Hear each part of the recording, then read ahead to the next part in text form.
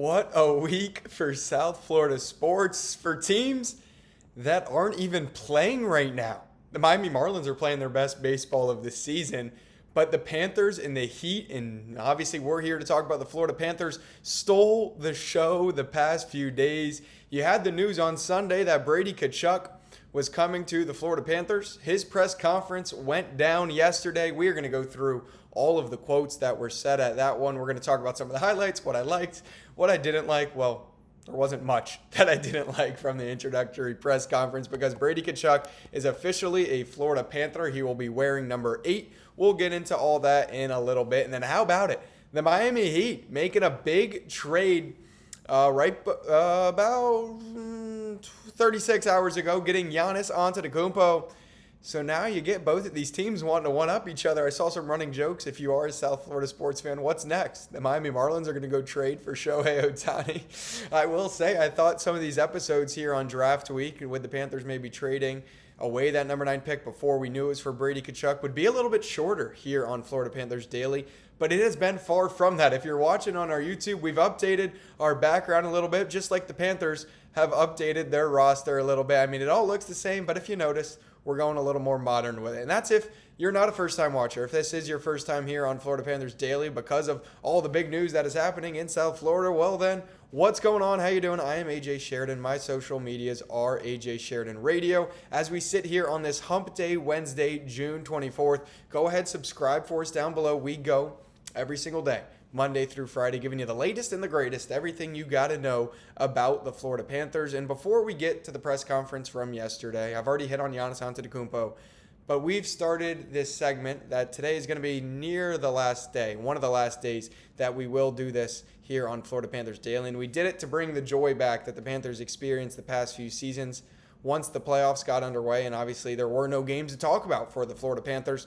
But we do this day in Panther history every single day, Monday through Friday here on Florida Panthers Daily, part of the Fan Arch community. Well, we have been doing it, and it all led up to this moment. We've already talked about last year's Stanley Cup final, the day the Panthers won it. We talked about the parade from a year ago. But what we haven't talked about and what happened a year ago today on June 24th, 2 years ago today, the Florida Panthers lifted Lord Stanley for the first time in their franchise's history. This was after a grueling 7-game series where the Panthers had a 3-0 series lead, and it was fun talking about those 3 games here on Florida Panthers Daily. The memories that those first 3 games brought. And you thought the Panthers were going to be so close to that first Stanley Cup. You thought they were just 1 game away. We thought it was going to be a sweep. And then the best player on the planet, Connor McDavid, Leon Draisaitl, they fought. And you got to give them props. Probably the worst way you can lose is to fight back from 3-0 and then lose Game 7. But you got to give the Oilers their flowers. They fought. They got us all the way to this Game 7 that we saw 2 years ago today. And who else but the guy that we have mentioned a plethora. Yeah, look at that. I'm diving deep into my vocabulary here today. A plethora of times we've mentioned him on this day in Panther history. For all of those playoff shutouts. For all those playoff big performances. Who else but Sergei Big Bob Big Wall Bobrovsky. 23 saves in the Game 7. He only gave up 1 goal, and it was in the first period. Well, there were only 3 goals scored in the entire game. If you remember, this was a game where you were on the edge of your seat the entire time. I mean, it's a Game 7 with the Cup final on the line. Obviously, you're going to be on the edge of your seat, but this one just had a little bit extra to it, with it being a 1-1 game at the end of the first period. Only 45 combined shots in this one. 21 for the Panthers, 24 for the Edmonton Oilers, and there weren't many penalties. And you knew the refs didn't want to put it in the refs' hands in Game 7, and you got to respect them for that. It was 2 penalty minutes for the Panthers and 2 penalties total for the Edmonton Oilers, 4 minutes. And it was a physical game like we had saw all series, but this is what the Florida Panthers have done over the past few seasons. It was wear teams down. They try and beat you in a 7-game series. That is the style of hockey that they play, and it worked. 32 hits 2 years ago today for the Panthers. Wore down the Edmonton Oilers. Of course, Verhaeghe scored the first goal of the game 4 minutes in. The Oilers would answer right back. And then it was just a stalemate for the longest time, till there were 5 minutes left in the second period, and we can all picture it now. 2 years ago today, Sam Reinhart from Carter Verhaeghe and Dmitry Kulikov gave the Panthers a 2-1 lead in Game 7 of the Cup, And, well, that's all they would need. There was no more scoring the rest of the way. And the Panthers, you could hear Sean McDonough in my head, and the Panthers, a fitting way to win their first Stanley Cup. Yeah, it was. I'm getting goosebumps. 2 years ago today, Matthew Tkachuk led Florida Panthers a year after falling short as the 8th seed in the Stanley Cup Finals.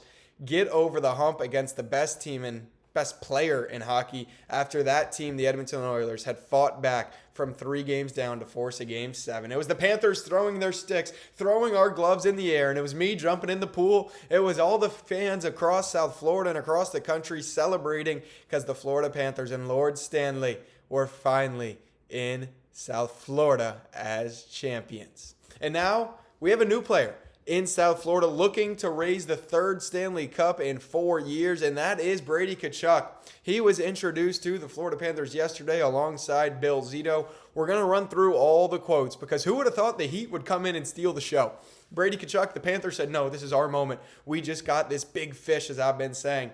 And then the Heat want to come in and get Giannis Antetokounmpo. But the Panthers will grab the stories right back because yesterday at the press conference, there were a lot of headlines. Obviously, Brady and Matthew Tkachuk were also on the Pat McAfee show. We'll get there in just a minute. But some of the quotes that we're going to read here from the press conference started with Brady Tkachuk thanking Ottawa for everything. It's been a fun tenure for him up there. He was the captain up there, obviously. And then Bill Zito came in and just had a lot of good things to say about Brady Tkachuk. He also gave credit to the ownership, saying the Violas pursue excellence. We talked about them having a Kentucky Derby winning horse this year, 2 Stanley Cups in the last 3 years. So this is a franchise, a culture that is now built around winning. Brady says that the Panthers are known around the league as a team that is very tight-knit. He said everybody is a part of the puzzle. Their sole focus is winning. I'm really excited for the next chapter. And that trickles all the way down from the ownership to the players. He also said, as I mentioned, that he will be wearing number 8. He said he likes single digits. His dad, Keith Tkachuk, the now Hall of Famer, also wore that number at the end of his career. Said he didn't even reach out to Dmitry Kulikov to try and get that number 7 from him, even if it came with a little bit of a price tag. He said, I have too much respect for Kulikov. He also said, I just want to get out there. I'm ready to play with these guys. I wish the season started tomorrow, because he went on to say it's a special group. I'm looking forward to getting to know these guys better. Man, they fire me up. Like, there's so much good that came out of the press conference yesterday. You got the jerseys for sale in Pantherland already. And then he's putting out videos on social media. Let's get this thing going.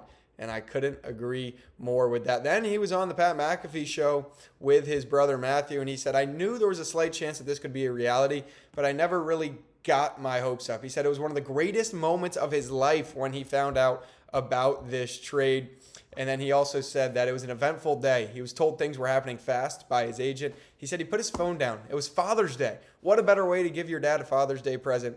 He said that his grandpa was the one who broke the news to him that he was being traded to Florida, that they found out through an ESPN notification just like the rest of us. So they might be the players we're looking up to and the players we'll talk about here on Florida Panthers Daily.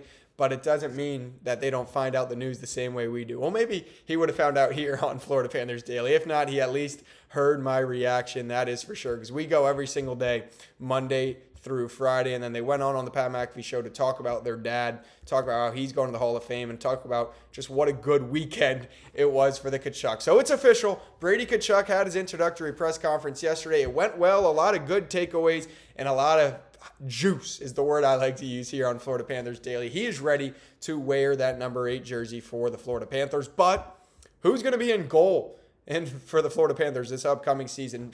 Bill Zito yesterday at the press conference said, until doors close, you never know. We'll continue to evaluate every single day. There's no doors closed here ever. I think we learned that last year right before free agency when you bring back the likes of Sam Bennett, Aaron Ekblad, Brad Marchand. He was talking about Sergei Bobrovsky. The team still seemed to be a little bit far apart on this one. The team of Sergei Bobrovsky and the Florida Panthers, I don't expect Sergei Bobrovsky. Maybe this move is a move that he says, okay, I'll take less and I'll come win the cup.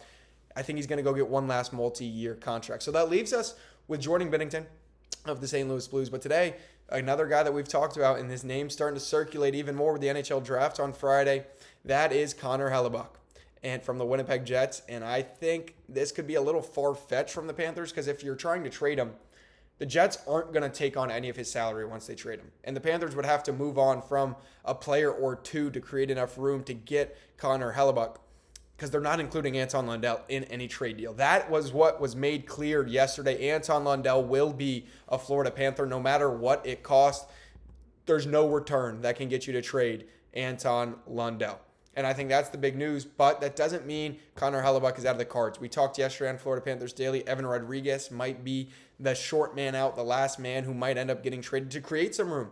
But you're going to extend him, and the Jets won't take on any of that salary. So, yes, Hellebuck is still in the cards, depending on what Sergei Bobrovsky does, but you still need 2 goaltenders, and you still need a fourth-line guy. So, slim chance, if I was on Kalshi or one of those prediction markets, I would stay away from it, or maybe if you do, just sprinkle. But I don't see it as a realistic option. I hope it is, though. I think we'll see more by the NHL draft on Friday, depending on who else the Panthers move on from, and I think that will be Evan Rodriguez. And then we want to hear from you, as we do every single day here on Florida Panthers Daily. When you go down and you subscribe down below, make sure you also leave those comments, because we respond to you every single day here on Florida Panthers Daily. And I made the point that it's no aging core for the Florida Panthers. And Timmy down in the comments yesterday said, yeah, this window is wide open. The only guy whose window might be cracked or he's sitting on the porch with the windows closed is Brad Marchand. And I think he's sitting on the patio with a cigar, because he's now going to have to play less hockey. There's going to be less pressure on him after he carried us through a lot of last season. And now he gets to sit back down on the 3rd line, 4th line, 2nd line, whatever it is, where he is. The pressure is now taken off of him even more. You're not going to be relying on him to give you the 70 points, the 50 points, whatever he was on pace for last year before he got injured. He was leading the team in points. So I think the window is, wide open. It's cracked? No, it's blown open. The window is wide open, and it is right now for the Florida Panthers. Go ahead, get your comments in down below. What you thought of the press conference yesterday. If you think the Panthers are still in the running for Connor Hellebuck, or any questions you may have, I'll answer them, or at least do it to the best of my ability. We go every single day, Monday through Friday, here on Florida Panthers Daily. Subscribe down below. It does us a lot, and we have an energetic offseason going. Until tomorrow, Panthers Daily, let's go Cats.